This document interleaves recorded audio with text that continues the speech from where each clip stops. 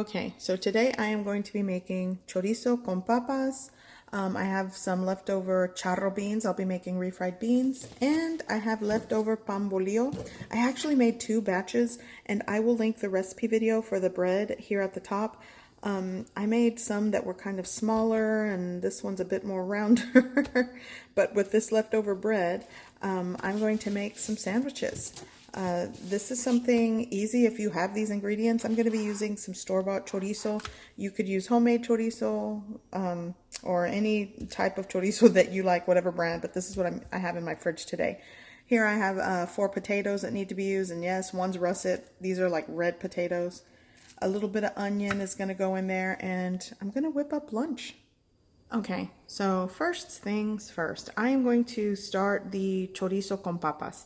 And after peeling the potatoes and everything, I ended up with about 410 grams of peeled and diced potato. So there's several ways you can start this. Sometimes I like to start with a cold pan, add the chorizo, break it up, start the cooking process, then add the onion and potato. But I'm going to start with cooking the potato first because it is going to take longer to get the potato to cook before the chorizo. Okay, so I added a little more oil in there. So probably 2 to 3 tablespoons of oil works. Now I'm going to saute my onion, and this is going to flavor the oil before I add the potatoes. Okay, so now I'm going to add my potatoes.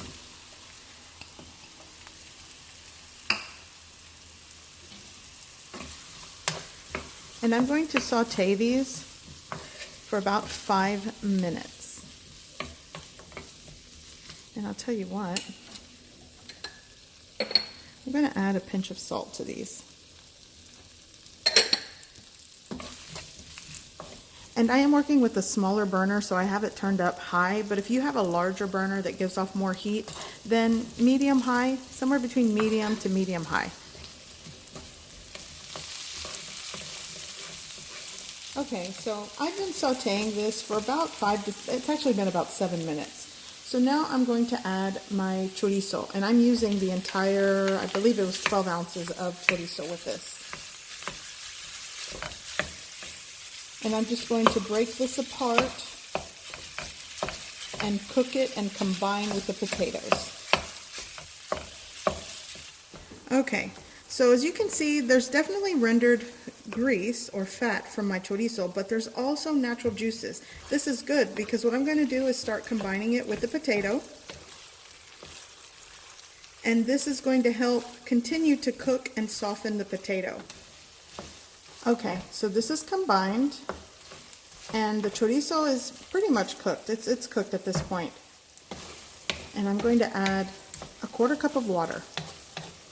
Most of that natural juice is cooked out, and I'm kind of left with just the fat that rendered. I'm going to add my water, give that a mix. It's already at a simmer, so now I'm going to cover with a lid. I'm going to lower the heat and let this continue cooking for about 7 to 10 minutes. And at that point, your potato should be cooked through and softened. And if it's not, you might have to add a little more water, do the same thing until the potato is softened and cooked. Okay, so while my chorizo and papas continue cooking, I'm going to refry my beans. I have this preheated with about 2 tablespoons of cooking oil.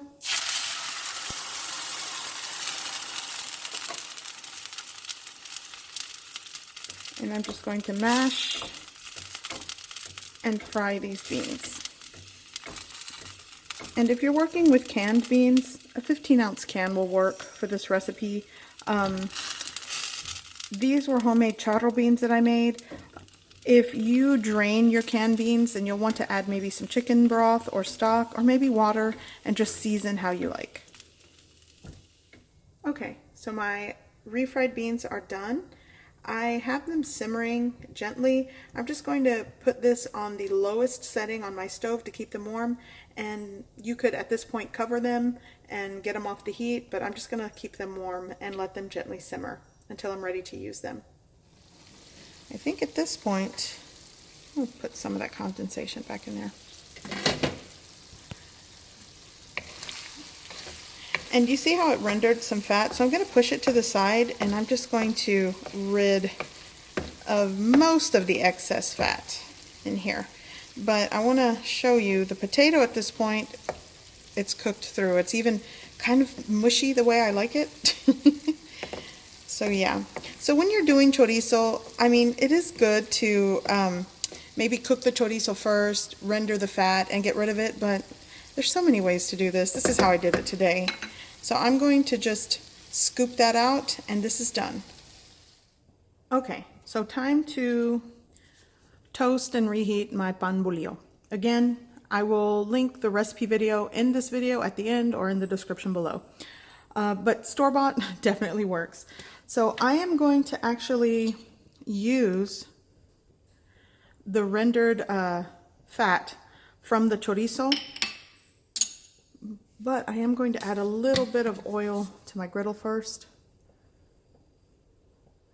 And you could toast your pan bolillo however you like. Butter, split it open and kind of toast it on both sides, but I'm going to leave it whole and just toast the exterior. And then I'm going to slice open kind of like a taco and just fill everything and top it how I like. I know a lot of people make like a chili puree, dunk the pan bolillo, then add it to an oiled griddle. But this is just what I'm doing today. We'll see if it works. If not, you know, do it how you like it.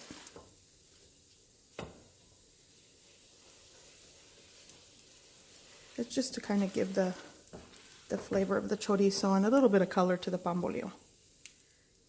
Okay, so I think maybe this might work a bit better, is to brush it. That'll work.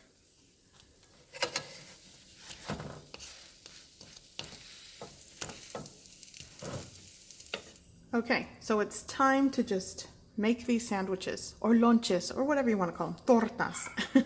I have some chopped lettuce. You could use cabbage. Actually, this is leftover salad from last night's dinner. That's why it's kind of oxidized. No hate on my lettuce.